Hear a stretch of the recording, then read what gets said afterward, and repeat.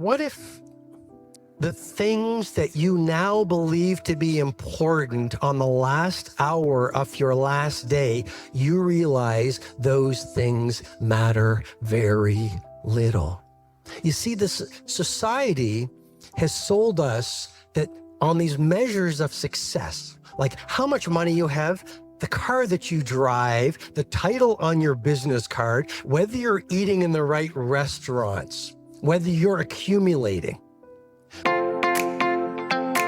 Welcome to Philosopher Insights, the podcast that delivers wisdom in minutes a day that you can put into practice daily and strive to master over a lifetime. The podcast committed to sharing ideas that encourage you to bridge the gap between who you are today and the person you aspire to be in the future.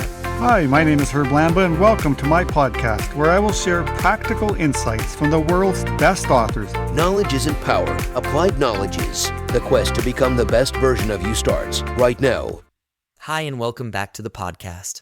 My name is Oliver, and I am guest hosting this week. Today, Robin will share his insights on leadership, the importance of living with purpose, and how to avoid the distractions that prevent us from achieving our best work. Get ready to be inspired and challenged to think differently about your own leadership journey. Without further ado, let's welcome Robin Sharma to the show. My dad shared another quote when I was growing up. It comes from Rabindranath Tagore. And he translated it from Sanskrit into English, and he posted it on our refrigerator door so my brother and I could read it every morning before he went off to school. And I'd love to share it with you because it simply said, "Spring has passed, summer has gone, and winter is here. And the song I meant to sing remains unsung, for I have spent my days stringing and unstringing my instrument." As I grew older, I asked my father, I said, "Dad, what was that poem all about?" And he said, "Robin, that poem was written by a man whose heart was filled with regret over a life half lived. That man was always getting ready to express his gifts and his talents. That man was always getting ready to sing the song of his life. He was always getting ready to make a difference, but he got busy being busy, so the great song that his life was meant to be died within him." It has never been so easy to be busy being busy. It has never been so easy to spend the best hours of your days chasing distractions. You want to be a great leader? Here's one line to think about. You can be distracted or you can get epic work done. You can't do both. How many of you in this room are experiencing death by discussion? Leaders don't spend their days mostly in meetings. If you want to lead, you've got to execute. If you want to lead, you've got to get stuff done. Here's a brain tattoo. Less talk, more do. Less discussion, more execution. Less ego. Less ego, more results.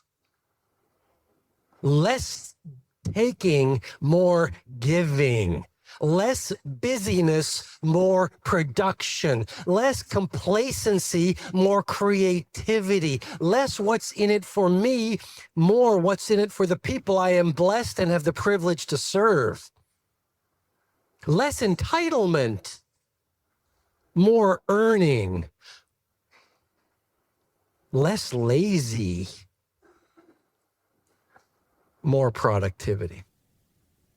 Joey Dunlop was a 5-time world motorcycle racing champion. He was adored by the people in his country. Sadly, Joey Dunlop was killed when the motorcycle he was driving hit a tree under wet conditions in Tallinn, Estonia.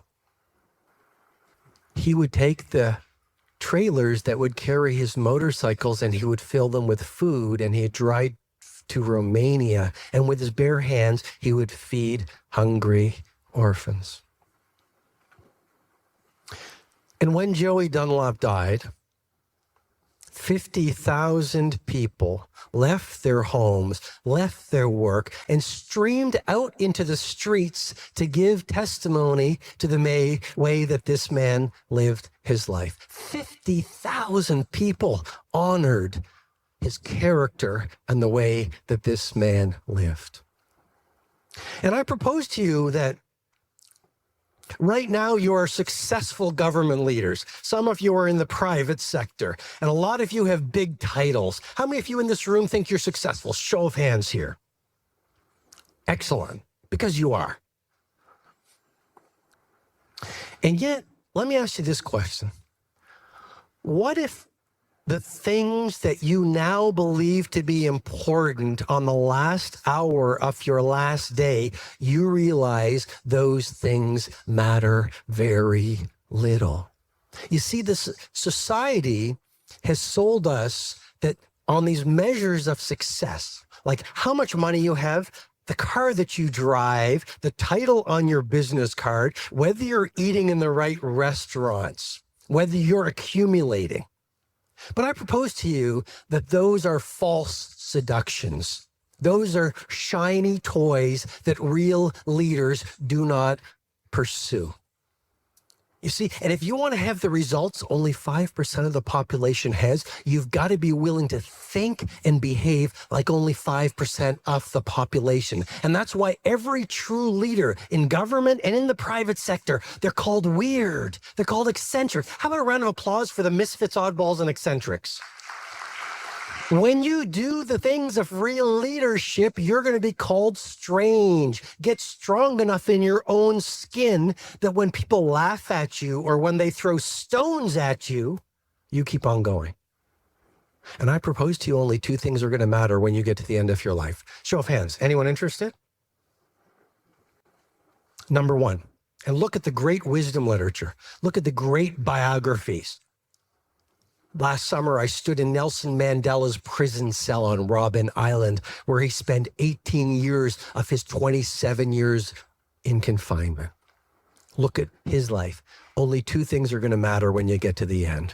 Number one, you won't be the handbag, the watch, the title, the money, the cars. It won't be social status. It'll be, who did you become? Did you have honor? Did you have dignity? Were you a woman or a man of authenticity and integrity? Were you a person of your word in a world of broken promises? Were you someone who created value even if you swept streets? Who did you become? Were you brave? Were you graceful? Not only when your career was going well, but when your heart was broken. Nelson Mandela, tortured, given dog food, kept in that prison cell for 18 years.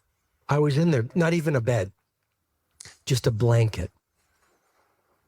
And yet when he was released, he invited the jailers to his inauguration.